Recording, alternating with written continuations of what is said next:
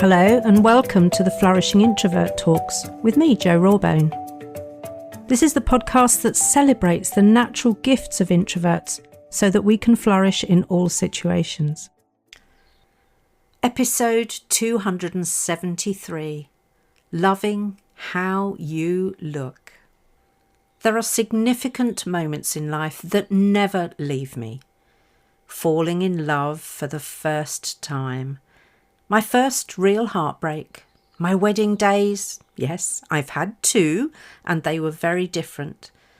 The cutting remarks thrown my way that slashed my self-esteem. And the one that I treasure most for a whole host of reasons. The moment I was able to see the real me. So it seems only right that I'm starting this new season with a powerful reminder, and that's what this episode is all about. Finding the courage to look at yourself as you would look at someone you love. I know some of you will be feeling a bit squirmy right now, and I so understand that, which is why I'm here to encourage you to stay listening. But more than that, I want you to engage with the process because your unkindness to yourself has gone on long enough. How do I know? Because I'm human, and so are you. Add to that, very few introverts I know are vain and self-absorbed, even though we are introspective. And maybe that's part of the problem, as our introspection is often accompanied by a large dose of too big for its boots inner critic. So, we see an image of ourselves, posed or caught off guard, and the first thing we do is go into critique mode. Our internal commentary says things like, "My nose is too big, my double chins are really obvious, and those bags under my eyes weren't there yesterday." Okay, so that's my internal commentary, but I wonder what you say to yourself. In this world of social media dominance, many of us at some point or another are going to need to add a picture on LinkedIn or pluck up courage to do a live video. And I'm pretty sure that every one of us, employed or involved in business, are expected to show up on a Teams or Zoom call with our camera on. So, you consider angles, lighting, appearance enhancers before you even press join. My friends, this is madness, as we are all unique and none of us is perfect, and very few of us are symmetrical. And yet I have allowed the illusion of perfection, as portrayed by the glossy cheerleader types, to restrict my visibility and drive me back to playing small. Yep, my old friend comparisonitis came uninvited to the party again and pissed on my parade. And when that happened, I was far from happy. Okay, so you could say this is a case of choose my unhappy here, because the more I hide, the less I'll be creating the legacy I intend to leave in people, and that would have me feeling very unhappy. I'm not meant for playing small, and the older I've got, the easier it has become to own my place in the world. How I wish I'd gotten here earlier, but we are where we are, and now I'm making the best of it. Which is what I want for all of you who are hiding, playing small under the pretense of not loving how you look.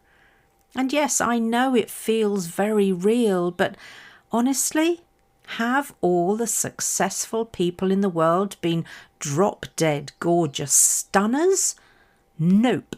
But they have something that draws you in, which we struggle to see in ourselves. My struggle is largely over, as I have now found my magic answer, but not where I'd have expected to. Maybe you'd expect me to turn to therapy for my dangerously close to body dysmorphia problem. Nope. Or go under the knife. I'm too much of a coward for that. Or start with the skinny jabs.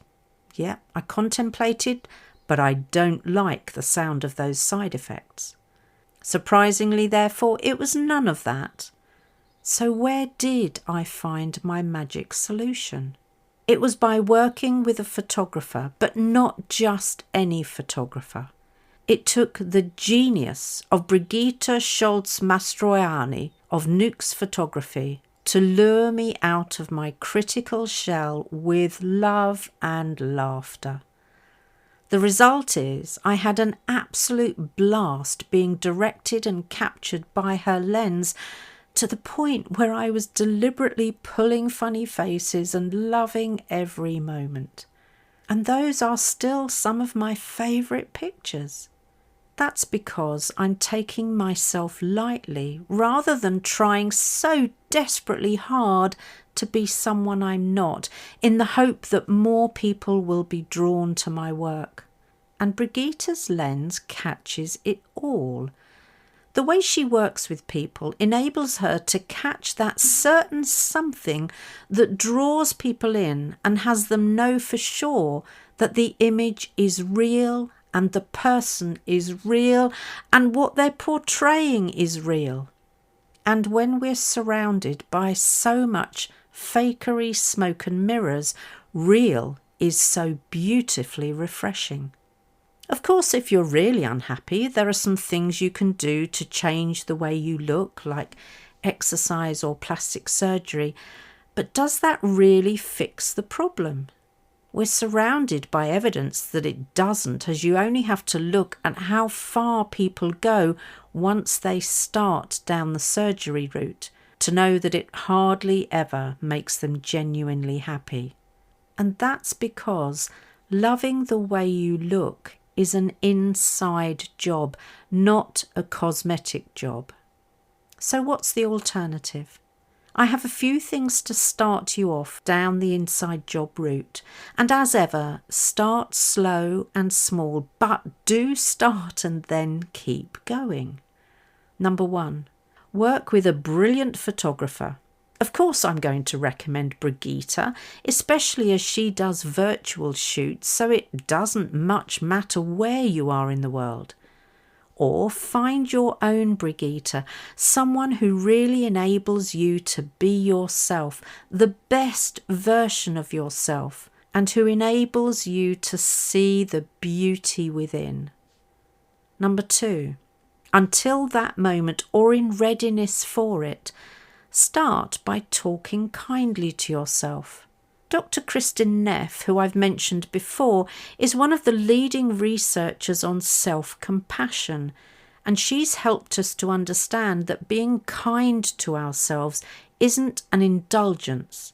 It's essential for mental health and resilience. She says, talk to yourself like you would to a good friend. Number 3, then comes the slightly trickier step, the one that really tests your relationship with your inner critic. And it's gaze lovingly at yourself. Look at your reflection in a mirror and your images, both static and dynamic. Find something to admire about your image and compliment yourself on that. You might first notice your eyes and your smile, and they're great places to start as they're essential for making connection. Now hold on to your hats, because I recommend that this final step is a daily practice until you can do it with ease and don't have to really search for something you like about yourself. And then you'll know just how far it is to be able to love how you look. I saw a placard once that said, if people can hate for no reason, then I can love for no reason. What a great attitude. So I can love this dear old body of mine that has kept me upright and moving forward for well over 60 years. And I can love this face that has weathered so many physical and emotional storms. I can love the many crinkles around my eyes caused by smiling at life and those I love so much. At the end of the day, we are the only one we spend our whole life with, so why not make it a joyous, loving relationship? Honestly, that's the inner work we all need to do, and there's always more to do because we change throughout our life. So there are new things to learn to love. Don't allow aging to dim your light so others cannot see it, and so that you cannot see it. My lovely niece Mel gave me a card several years ago that said, "When I get old, I don't want people thinking, 'What a sweet old lady.' I want them saying, 'Oh crap, what's she up to now?'" I kept that card and I'm working hard to fulfill that wish for Mel. The reality is, we don't have to look a certain way to be successful, although I do still find a lot of wannabes buy more readily from someone who looks perfect. And maybe that's because it's a subconscious part of their dream. And those are not my natural audience, because we're interested in something far more than skin deep. So I'm happy for them to follow their role models. There's space for all of us, and the people who are in and destined for my guild are the quieter ones who know they have more to offer and are looking for real so they can be real themselves. Now, if you're curious to see the moment I really let myself be seen for the first time and felt so safe that I was able to have the best time letting my guard down, head over to the YouTube version of this episode.